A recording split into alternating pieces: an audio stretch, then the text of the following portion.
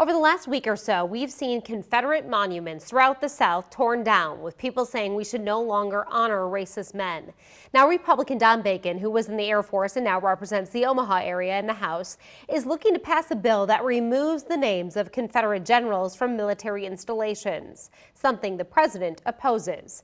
Reporter John Kipper spoke with the congressman today. I don't think these are the folks we want to honor. Fort Benning, Fort Bragg, bases where tens of thousands of American troops are stationed. They also, along with 8 others, are named after Confederate generals who fought against the Union almost 160 years ago. It was for an evil cause of slavery.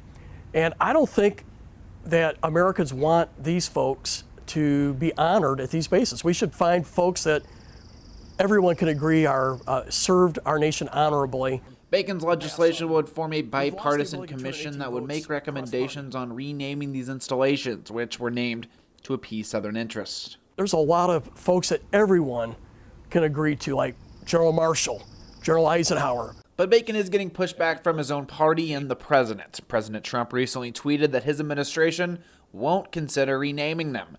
His press secretary was even more absolute. The president will not be signing legislation that renames America's forts. Kayleigh McEnany says it's an insult to the troops who last saw those bases before they were sent overseas. She also asks, where do you draw the line? Should George Washington and Thomas Jefferson and James Madison be erased from history?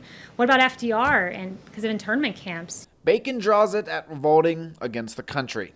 Well, those people did not violate the Constitution. They didn't lead a war against us. The majority of the Republicans support this, and I think that the president will come around. Bacon says now is the chance to fix the mistakes of last century, to no longer make minority troops enter a base named after men that defended slavery. Those guys stood on the wrong side. We're not going to honor them, right? They're not going to be erased from history. We're acknowledging the bad history that they represent. Now, right now, Congressman Bacon is working out of his West Omaha field office, but he will return to Washington later this month, where he believes the bill will pass, along with a similar one in the Senate. Those bills will then be blended together before a final bill will go on President Trump's desk. Reporting in Omaha, John Kipper, 3 News Now. Congressman Jeff Fortenberry, who represents Lincoln and parts of Bellevue, remained mum on the issue, telling 3 News Now in a statement that he's in the process of evaluating a variety of proposals that deal with past injustices.